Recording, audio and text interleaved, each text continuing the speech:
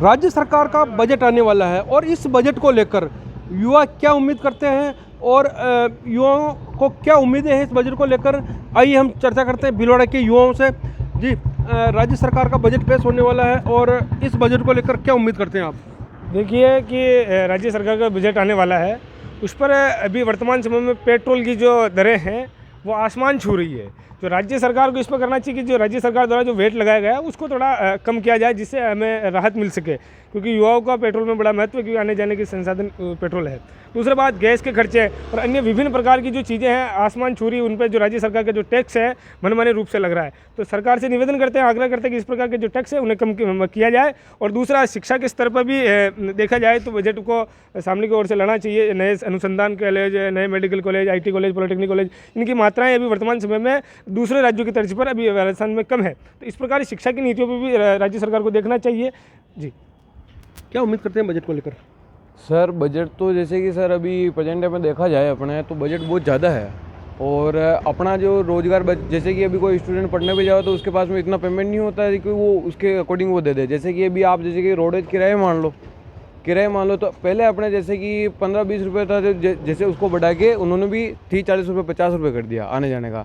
तो अपन के क्या वो माइनस में जाता है। अब बहुत सारे युवा ऐसे हैं जो इतना भत्ता देते नहीं, उनके पेरेंट्स लोग भी, तो वो क्या कम पेमेंट में आने जाने के सुविधा होती है। तो अब वो मतलब कि आपको क्या बताऊँ, उस हिसाब से वो आने जाने में बहुत सक्षम नहीं है। ठीक है, तो वो क्या, अब जैसे कि कॉलेज में कोई पढ़ने जाता है तो वो इतना अब पढ़ने भी जाना मतलब उनका बेकार हो रहा है और जा भी नहीं रहे हो। क्यों नहीं जा रहे? क्योंकि बजट बहुत ज़्यादा है। तो उनके सरकार को ये भी देखना चाहिए कि बजट कम करे। और रही बात सेकंड अपने खुद की, तो सर जैसे कि अभी सरकार अपने बजट डालती है खातों में, जैसे कि स्टूडेंट का जो पेमेंट अपने होता है, तो अगर वो नहीं डाले और डाल भी नहीं रहे, बहुत दिनों बंद भी चल रहा है अपने यहाँ पे, तो अब इसके अनुसार वो पढ़े तो पढ़े कैसे नहीं। और अपन के जैसे कि अगर बाय द वे फाइल भी डाल दे, वो जैसे कि कोई स्टूडेंट अगर फाइल डाले कि मेरे को पढ़ने के लिए ये पेमेंट चाहिए, तो उसके लिए भी क्या प्रोसेस लंबी चल रही है। तो उसके हिसाब से भी वो बंदा जो पढ़ने में जो उसकी रुचि है तो वो उसको मतलब कैचअप नहीं कर पा रहा है। ठीक है, इसके हिसाब से भी बेरोजगार बहुत सारे बैठे हैं। और रही बात जैसे कि अभी अब वो बजट हमको मिले नहीं, तो अब भविष्य में जैसे कि अब नौकरी नहीं आवे है तो कुछ भी नहीं हो, जो हमको जो हमें बजट मिले है तो उसके हिसाब से हम छोटा मोटा धंधा तो स्टार्ट कर सकते हैं ना सर। ये है सर। कोरोना काल के अंदर भी बहुत से प्रतिष्ठान बंद हुए और बहुत सी नौकरियां गई है, और अब जो बजट आ रहा है कोरोना काल के बाद में, तो इससे क्या उम्मीद करते हैं बजट को लेकर सरकार? राजस्थान सरकार ने अभी रीट की वैकेंसी विज्ञप्ति बहुत लंबे समय बाद जारी की है।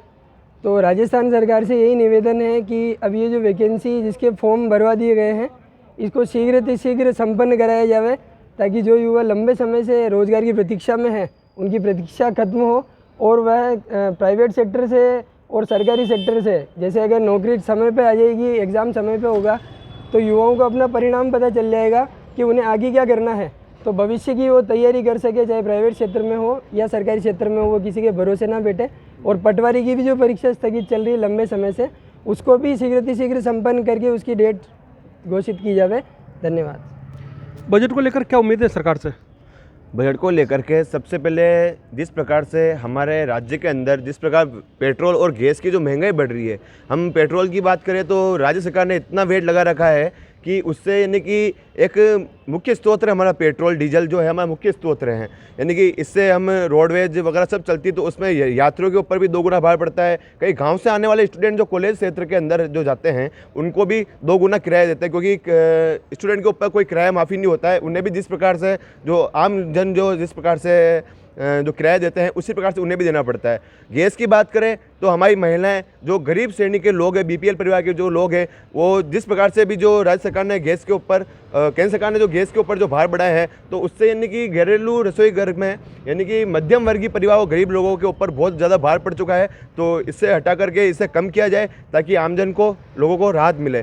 और शिक्षा के रूप में मैं बात करूँगा तो यानी कि जब छात्र लोग यानी कि शिक्षा प्राप्त करके रोजगार की ओर अग्रसर हो रहे हैं, तो राज्य सरकार को चाहिए कि ऐसे उद्योग धंधे हमारे राज्य सरकार में लगाएं जिससे छात्र अपने रोजगार को प्राप्त कर सके, अच्छे उद्योग धंधों में वो जा सके, ताकि हमारे राज्य में अच्छी फैसिलिटी हो, अच्छे लोग अच्छे क्षेत्र में जाएं और हमारे राज्य की उन्नति हो। बिल्कुल।